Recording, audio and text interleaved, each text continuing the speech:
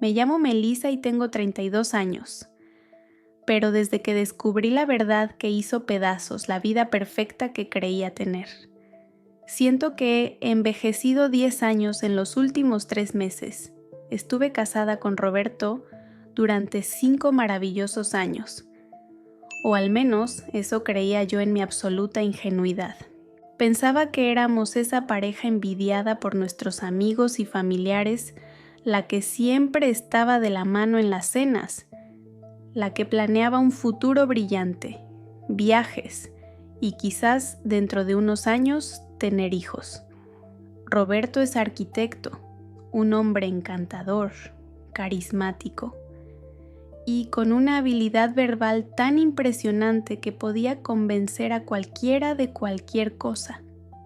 Ese talento le servía mucho en su trabajo, pero lamentablemente también lo había utilizado para manipularme durante todo nuestro matrimonio. Todo comenzó un martes cualquiera, un día gris y lluvioso, como un presagio de la tormenta que estaba a punto de estallar en mi vida personal. Roberto llegó a casa inusualmente temprano. Dijo que le dolía terriblemente la cabeza y que necesitaba descansar antes de una presentación importante al día siguiente. Yo, en mi papel de esposa fiel y preocupada, le preparé una infusión, bajé las persianas y me aseguré de que estuviera cómodo en la cama.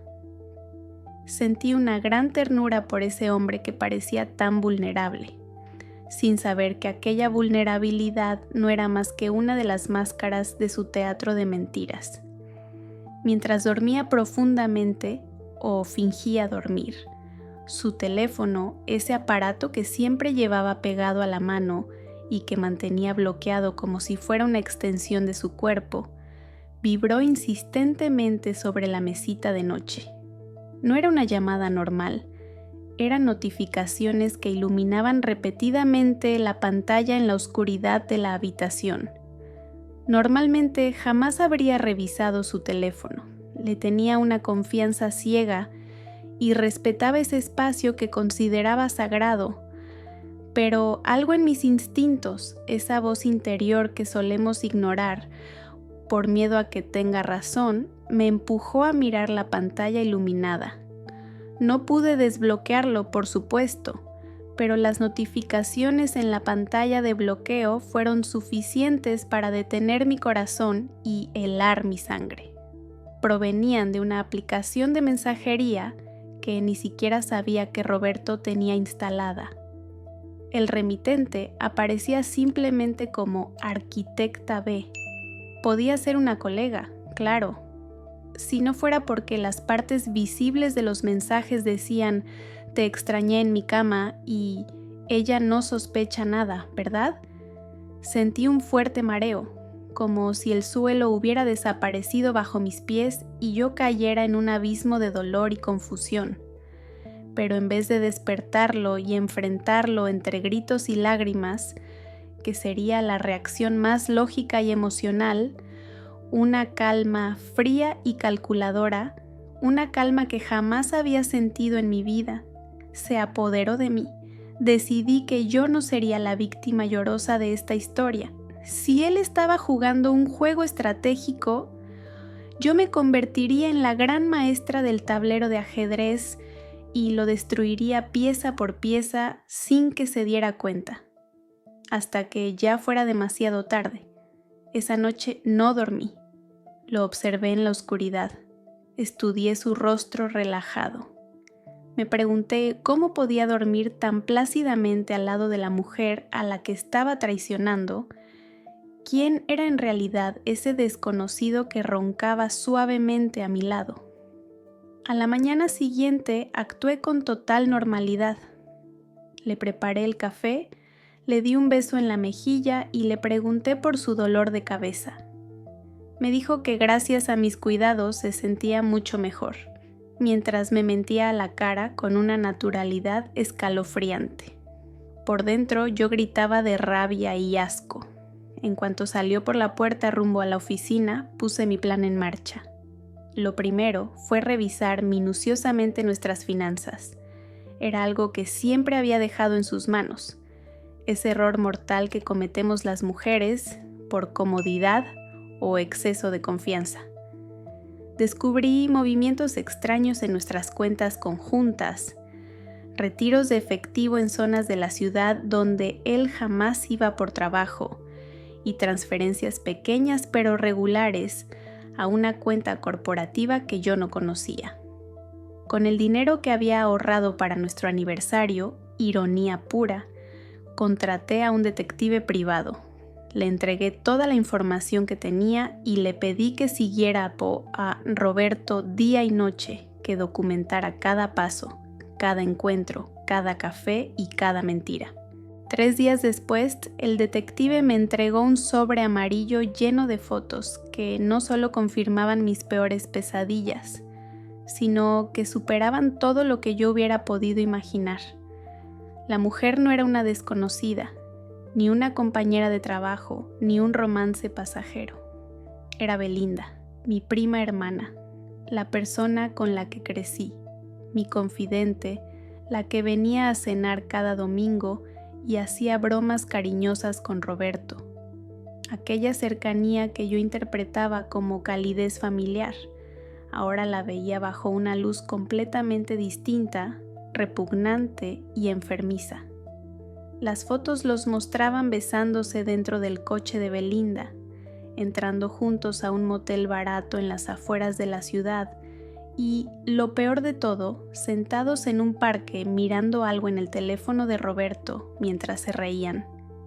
Probablemente estaban burlándose de mí, de la esposa ingenua que los esperaba en casa para la cena del domingo.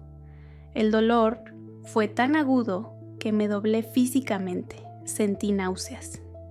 Pero luego, aquella frialdad metálica volvió a instalarse en mi pecho, endureció mi corazón y convirtió el dolor en combustible puro para mi venganza. Aún no los confrontaría. Eso sería demasiado fácil, demasiado rápido. Quería que sufrieran. Quería despedazar sus vidas con la misma precisión con la que ellos habían destruido mi confianza y mi dignidad. Comencé a tender trampas sutiles. La primera fue durante una cena familiar. De forma casual mencioné que Roberto había contraído recientemente una infección de transmisión sexual y que estábamos en tratamiento, que la había adquirido en el gimnasio. Solo quería ver la cara de horror de Belinda. Se puso pálida, dejó caer el tenedor. Roberto, sin entender nada, me miró con una mezcla de pánico y confusión. No podía desmentirme frente a todos confesando que él no tenía nada, porque quedaría en evidencia. Verlo sudar frío, lanzándose miradas nerviosas y evasivas, me produjo una satisfacción retorcida. Yo seguí comiendo mi ensalada con absoluta calma. Luego comencé a gastar dinero, mucho dinero, pero no de nuestras cuentas corrientes, sino usando las tarjetas de crédito a nombre de Roberto que él casi nunca revisaba. Los objetos que compraba los revendía más tarde para formar mi fondo de escape. También perdí documentos importantes justo antes de sus reuniones clave, cambié sus llaves de repuesto por otras que no funcionaban y añadí pequeñas cantidades de picante que él detestaba a su comida. Pequeñas molestias diseñadas para mantenerlo tenso, cansado y distraído, erosionando poco a poco esa máscara del hombre perfecto. Pero el golpe maestro, la verdadera venganza, la reservé para su cumpleaños, el evento que él adoraba celebrar. Organicé una fiesta sorpresa.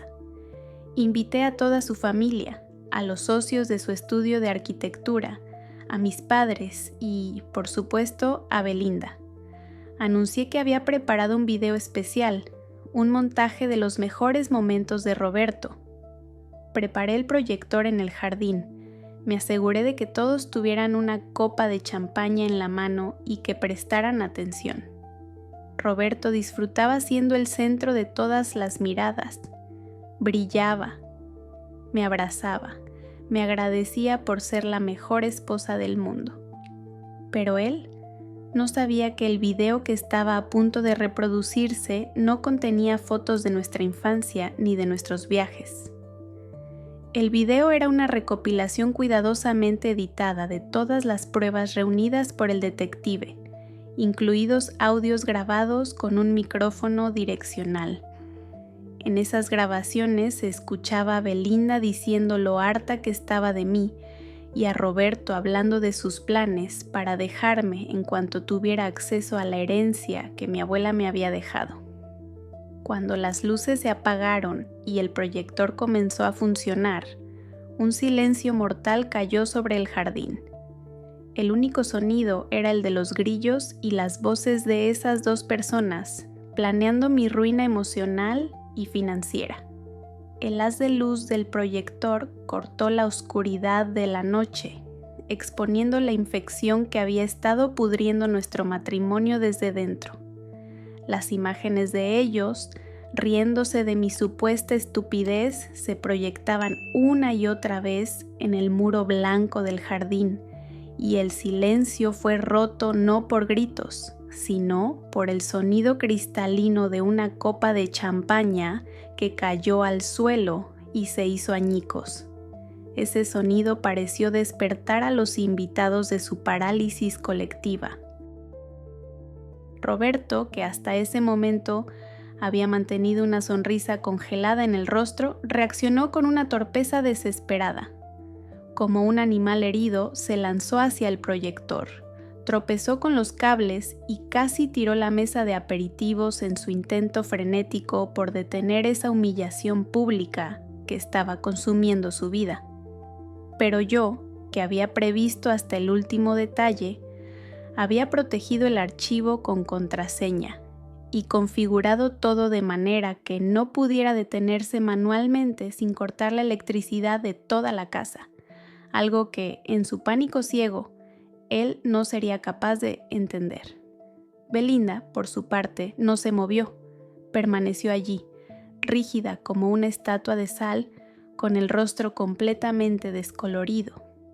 Podía sentir cómo las miradas de decepción y vergüenza de sus padres, mi tía y mi tío, le atravesaban la nuca como cuchillos ardientes. Aquella desaprobación, aquella vergüenza silenciosa, era infinitamente peor que cualquier insulto. En ese momento, ella sabía que no solo había perdido a su prima, sino también su lugar en la mesa familiar para siempre. La parte más deliciosa fue observar la reacción de los socios del estudio de arquitectura, hombres serios, tradicionales, para quienes la lealtad era un valor sagrado. Miraban la escena con una expresión mezclada de asco y desprecio. Negaron con la cabeza, tomaron sus chaquetas y llamaron a sus esposas para marcharse de inmediato de aquel espectáculo vergonzoso. Yo sabía, porque había leído la cláusula de moralidad en el contrato de Roberto, que esas imágenes constituían su sentencia de muerte profesional. Esa prestigiosa empresa por la que había sacrificado nuestra vida personal jamás toleraría un escándalo así. Su carrera estaba acabada. Finalmente, Roberto consiguió apagar el proyector. Sumió el jardín en una penumbra rota solo por algunas pequeñas luces exteriores.